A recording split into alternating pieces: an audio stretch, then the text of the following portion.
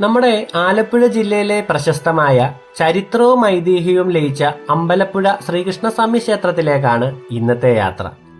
ലോകപ്രസിദ്ധമായ ഏതാനും ശ്രീകൃഷ്ണ ക്ഷേത്രങ്ങളിൽ ഒന്നാണ് അമ്പലപ്പുഴ ക്ഷേത്രം. പാർത്ഥസാരഥി സങ്കല്പത്തിൽ വലത്തുകൈയിൽ ചമ്മട്ടിയും ഇടത്തുകൈയിൽ പാഞ്ചജന്യവുമായി നിൽക്കുന്ന അപൂർവമായ പ്രതിഷ്ഠയാണ് ഇവിടുത്തേത്. അമ്പലപ്പുഴ ക്ഷേത്രത്തിലെ നൈവേദ്യമായ പാൽപായസം ലോക പ്രശസ്തമാണ്. ഉച്ചപൂജ സമയത്ത് പാൽപായസം സേവിക്കുവാൻ ഗുരുവായൂരപ്പൻ അമ്പലപ്പുഴയ്ക്ക് എത്തുമെന്നൊരു ഐതിഹ്യമുണ്ട്. ഇക്കാരണത്താലാണ് ഇവിടെ ഉച്ചപൂജയ്ക്ക് ഗുരുവായൂരപ്പനായി സങ്കല്പിച്ച് ഭഗവാനെ ആരാധിക്കുന്നത്. അമ്പലപ്പുഴ ക്ഷേത്രം കൊല്ലവർഷം 720 അതായത് ഏകദേശം 1545 നിർമ്മിച്ചിട്ടുള്ളത്. ഐതിഹ്യപ്രകാരം വിശ്വമംഗലത്ത് സ്വാമിയാരാണ് ക്ഷേത്രത്തിന് സ്ഥാനം നിശ്ചയിച്ചത്. ചെമ്പകശ്ശേരി രാജാവ് ഒരു ദിവസം സ്വാമിയാരുമൊത്ത് വള്ളത്തിൽ യാത്ര ചെയ്യുന്ന സമയത്ത് ഒരു ഓടക്കുഴൽ നാദം കേൾക്കുകയുണ്ടായി. ചുറ്റും നോക്കിയിട്ട് ആരെയും കണ്ടതുമില്ല. ശ്രീകൃഷ്ണന്റെ ഓടക്കുഴൽ ഗാനമാണ് കേട്ടതെന്നും അവിടെ ഒരു ക്ഷേത്രം പണിയണമെന്നും സ്വാമിയാർ രാജാവിനോട് പറഞ്ഞു. എന്നാൽ ഇതിന് മറ്റൊരു ഐതിഹ്യം കൂടിയുണ്ട്. ഓടക്കുഴൽ ഗാനം കേട്ട് ചുറ്റും നോക്കിയ സമയത്ത് ഉണ്ണിക്കണ്ണൻ ആലിന്റെ മുകളിലിരുന്ന് ഓടക്കുഴൽ ഊതുന്നത് രാജാവും വിശ്വമംഗലത്ത് സ്വാമിയാരും കാണുകയും അങ്ങനെ അവിടെ ഒരു ക്ഷേത്രം പണിയാൻ തീരുമാനിക്കുകയുമായിരുന്നു. ക്ഷേത്ര നിർമ്മാണം കേരളീയ വാസ്തുശില്പത്തിന്റെ ഉദാഹരണമാണ്. ഇന്നും പഴമയുടെ അടയാളങ്ങൾ നിലകൊള്ളുന്ന അമ്പലപ്പുഴയിലെ മറ്റൊരു പ്രസിദ്ധമായ ഐതിഹ്യമാണ് നാറാണത്ത് ഭ്രാന്തൻ നടത്തിയ പ്രതിഷ്ഠ. പ്രതിഷ്ഠാ സമയത്ത് അഷ്ടബന്ധം ഉറയ്ക്കാതെ തന്ത്രിമാർ ഏറെ വിഷമിച്ചു. അപ്പോൾ അതുവഴി വന്ന നാറാണത്ത് ഭ്രാന്തൻ കാര്യം തിരക്കുകയും ദേഷ്യത്തോടെ തന്റെ വായിലെ മുറുക്കാൻ തുപ്പി വിഗ്രഹം ഉറപ്പിച്ചതെന്നും വിശ്വസിക്കുന്നു. എന്നാൽ ഈ ഒരു ഐതിഹ്യത്തിന് ചരിത്രപരമായ യാതൊരു അടിത്തറയുമില്ല. കേരളത്തിലെ പ്രധാന ശ്രീകൃഷ്ണ ക്ഷേത്രമായ ഗുരുവായൂർ ക്ഷേത്രവുമായും അമ്പലപ്പുഴയ്ക്ക് വലിയ ബന്ധമാണുള്ളത്.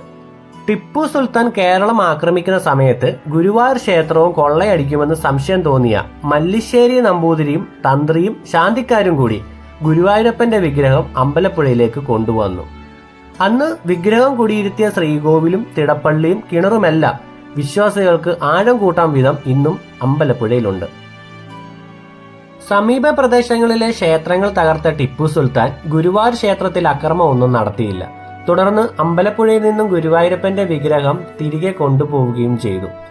ഇന്നും അമ്പലപ്പുഴയിൽ പാൽപായസം എഴുന്നള്ളിക്കുമ്പോൾ വടക്കേ നടയിൽ ഒരു കൃഷ്ണപ്പരുന്ത് വട്ടമിട്ട് പറക്കുന്നത് കാണാം. അത് സാക്ഷാൽ ഗുരുവായൂരപ്പന്റെ സാന്നിധ്യമായി ഭക്തർ വിശ്വസിച്ചു വരുന്നു. അമ്പലപ്പുഴയുടെ ഹൃദയഭാഗത്താണ് ക്ഷേത്രം സ്ഥിതി ചെയ്യുന്നത്. ആദ്യകാലത്ത് ഇവിടെ ഇങ്ങനൊരു സ്ഥലം ഉണ്ടായിരുന്നില്ല. ഈ സ്ഥലം മുഴുവൻ ജലാശയങ്ങളാൽ ചുറ്റപ്പെട്ട കൃഷിയിടങ്ങളായിരുന്നു.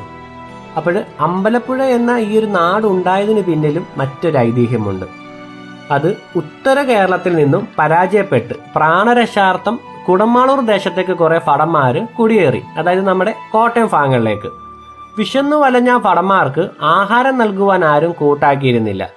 എന്നാൽ ഒരു കൂട്ടം ബാലന്മാര് ചെമ്പകശ്ശേരി എന്ന ദരിദ്ര ഇല്ലത്തെ നമ്പൂതിരി ബാലനെ കളിയാക്കാൻ വേണ്ടിയിട്ട് ഈ ഭടന്മാരെ അങ്ങോട്ടയച്ചു. എന്നാൽ തന്റെ കയ്യിൽ അവശേഷിക്കുന്ന സ്വർണ്ണാഭരണവും ഊരി നൽകി വിശപ്പകറ്റിക്കോളൂ എന്ന ആ ഉണ്ണി ഭടന്മാരോട് പറഞ്ഞു.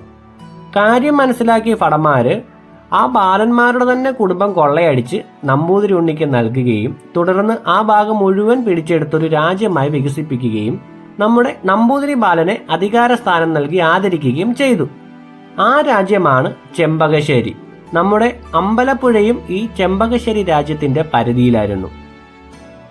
ആ ഉണ്ണി നമ്പൂതിരിയുടെ മകനാണ് ഇന്നീ കാണുന്ന അമ്പലപ്പുഴ ക്ഷേത്രത്തിന്റെ സ്ഥാപകൻ എന്ന നിലയിൽ പ്രസിദ്ധനായ പൂരാടൻ തിരുനാൾ ദേവനാരായണൻ.